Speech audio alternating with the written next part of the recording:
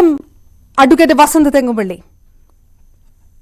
പാർട്ടിയിൽ നിന്ന് മറ്റ് രാഷ്ട്രീയ പാർട്ടികളിലേക്കുള്ള കൊഴിഞ്ഞുപോക്ക് ഇപ്പോഴും നാളെ ആര്, അതിനുശേഷം മറ്റന്നാൾ ആര് എന്ന് ഉള്ള ചോദ്യങ്ങൾ കോൺഗ്രസ് ക്യാമ്പുകളുടെ മുന്നിൽ നിന്ന് മാറിയിട്ടില്ല. സ്ഥാനാർത്ഥി നിർണയത്തിലെ ആ തുടക്കത്തിലുണ്ടായ മന്ദഗതിയെല്ലാം മാറ്റിവെച്ചുകൊണ്ട് പ്രചാരണത്തിന്റെ ഇപ്പോഴുള്ള ഘട്ടം എത്രത്തോളം ആത്മവിശ്വാസത്തിൽ എത്തി നിൽക്കുന്നു കോൺഗ്രസ്? ഞങ്ങൾ വളരെ പൂർണ്ണമായ ആത്മവിശ്വാസത്തിലാണ്. ഒന്ന്, ബി ജെ പിയിലേക്ക് ചില നേതാക്കൾ എന്ന് പറയാൻ ഇപ്പോ പത്മജ വേണുഗോപാൽ. ആരാണ് പത്മജ വേണുഗോപാൽ? പത്മജ വേണുഗോപാൽ രാഷ്ട്രീയത്തെ സംബന്ധിച്ച് വായിൽ വെള്ളിക്കരണ്ടിയുമായി ജനിച്ചു വീണ ആളാണ് പത്മജ. ആ വെള്ളിക്കരണ്ടിയിൽ ജനിച്ചു വീഴുകയും അത് വായിൽ കടിച്ചു പിടിച്ച് രാഷ്ട്രീയ ജീവിതത്തിന്റെ എല്ലാ കാലഘട്ടത്തിലും അതിന്റെ എല്ലാ സുഖലോലുപതയും അനുഭവിച്ച നേതാവാണ്, അല്ലെങ്കിൽ വ്യക്തിയാണ് പത്മജ. KSUവിലൂടെ കടന്നു വരികയോ യൂത്ത് കോൺഗ്രസ് കൊടി പിടിക്കുകയോ ചെയ്ത ആളല്ല. അനിൽ ആന്റണി ഇത് തന്നെയാണല്ലോ. അപ്പോ കേരളത്തിൽ പാർട്ടി വിട്ടുപോയി എന്ന് പറയുന്നത് ഈ രണ്ടുപേരാണ്. പിന്നീട് തമ്പാനൂർ രതീഷോ അങ്ങനെ ആരാണ്ടുമൊക്കെ പോയി എന്ന് പറയുന്നു. ഇവരെയൊന്നും പാർട്ടി വേദികളിലൊന്നും അത്ര സജീവമായിരുന്നവരല്ല. അപ്പൊ അവരൊക്കെ പോകുന്നവർ പോകട്ടെ. ഈ പാർട്ടിയിൽ ഇപ്പോഴും നിലനിൽക്കാനും ജനങ്ങളുടെ വിശ്വാസം ആർജിച്ചിട്ടുള്ള ഒരുപാട് നേതാക്കളുണ്ട്. അപ്പൊ കോൺഗ്രസിന് മാത്രമാണോ ഈ കൊഴിഞ്ഞുപോക്ക് എന്നുള്ള ഒരു ആരോപണം കോൺഗ്രസിന്റെ നേരെ തിരിച്ചു വെക്കുമ്പോ, എന്റെ നാട് കാഞ്ഞിരപ്പള്ളി, ഈ കേരളത്തിൽ ആദ്യമായി ഒരു സിറ്റിംഗ് MLA BJPയിലേക്ക് പോകുന്നത് കാഞ്ഞിരപ്പള്ളി MLA ആയിരുന്ന ആരാണ്? നമ്മുടെ മുൻ IAS ഉദ്യോഗസ്ഥൻ കൂടിയായിരുന്ന അൽഫോൺസ് കണ്ണന്താനമാണ്. അൽഫോൺസ് കണ്ണന്താനം ആരായിരുന്നു? പിണറായി വിജയന്റെ മാനസപുത്രനായിരുന്നു. മാനസപുത്രൻ എന്ന് മാത്രമാണോ? അദ്ദേഹം ആദ്യമായി കേരളത്തിൽ നിന്ന് മറ്റൊരു പാർട്ടിയിൽ നിന്ന് എത്തിയ നേതാവിനെ കേന്ദ്രമന്ത്രിയാക്കിയപ്പോൾ ആ കേന്ദ്രമന്ത്രിക്ക് ചായ സൽക്കാരം കൊടുത്ത ആരാ?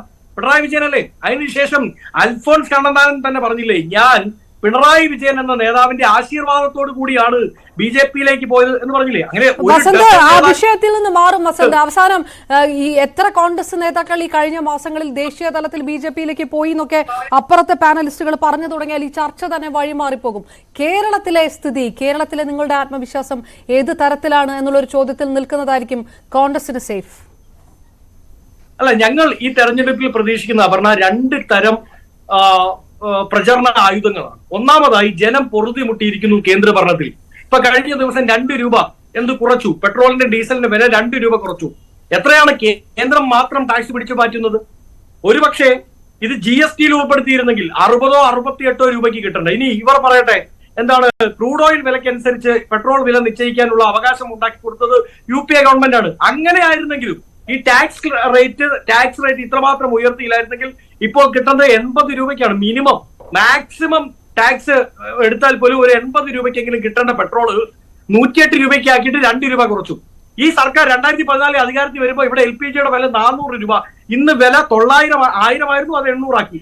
എന്നിട്ട് പറയുകയാണ്, നോക്കൂ, ദിസ് ഈസ് മോദി കാ ഗ്യാരണ്ടി. ആ മോദി കാ ഗ്യാരണ്ടി കേരളത്തിലെ രാജ്യത്തിലെ പ്രബുദ്ധരായ ജനം തിരിച്ചറിയും. ആ മോദി കാ ഗ്യാരണ്ടിയെ തള്ളിക്കളയും എന്നതിന് സംശയമൊന്നും വേണ്ട. അത് തന്നെയാണ് ഞങ്ങളുടെ വിശ്വാസം.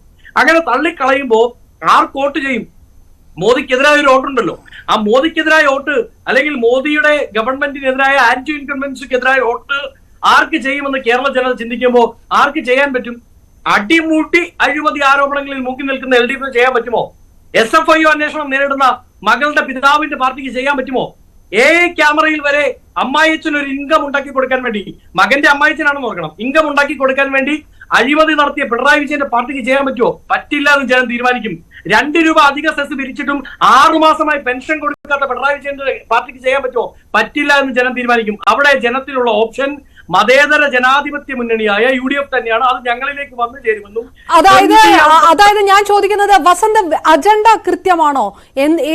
എന്ത് വിഷയം ഉന്നയിച്ചുകൊണ്ടാണ് വോട്ടർമാരിലേക്ക് എത്തുന്നത് എന്ന് സംബന്ധിച്ച് ആ ചിത്രം കൃത്യമായിട്ട് UDFന്റെ മുന്നിലുണ്ടോ?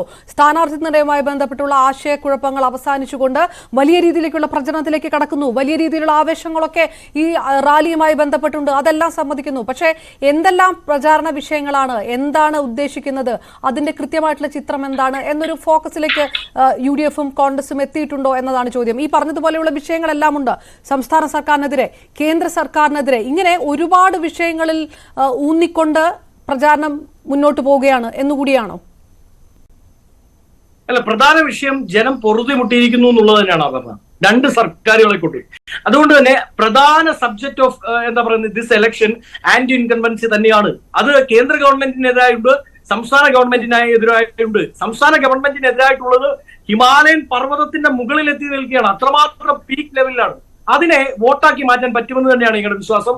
അത് പൂർണ്ണാർത്ഥത്തിൽ പെൻഷൻ മുടങ്ങിയത് തൊട്ട് ചില വിഷയങ്ങളിലുള്ള മുട്ടാപ്പോക്ക് നയങ്ങളടക്കം കേന്ദ്ര ഗവൺമെന്റിന്റെ ബി ടീമായി ചേർന്ന് കളിക്കുന്ന ചില ഇരട്ടത്താപ്പുകൾ അടക്കം ഞങ്ങൾ ചർച്ച ചെയ്യിപ്പിക്കും. അത് ഞങ്ങൾക്ക് അനുകൂലമാകും. 20 ഔട്ട് ഓഫ് 20 പ്രാവശ്യം ഉണ്ടാകും എന്നാണ് കേരളത്തിൽ ഞങ്ങളുടെ. ഓക്കെ, ഞാൻ തിരികെ എത്താം വസന്ത്.